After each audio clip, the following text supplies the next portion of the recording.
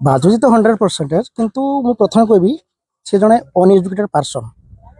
कहीं भितर एटा नहीं कहया शुणापी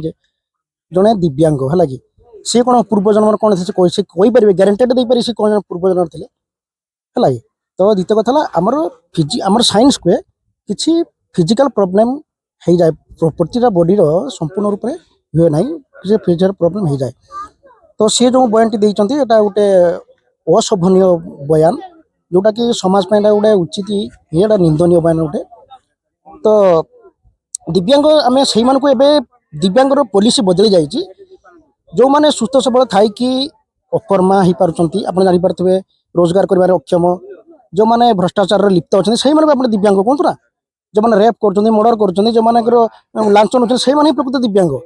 आप आम सोसाइटी आप पशिले आप जानीपारे आम केमी संघर्ष करके डेवलपमेंट करुचे से थे चेयर उठिक आसी देखूँ जानतु जे कौन सिस्टम प्रकृत दिव्यांग के कहुए से भल भाव में तर्जमा करेंगे आमको जापर प्रकृत दिव्यांग किपर ये तो सी जो बयान अशिक्षित बयान गोटे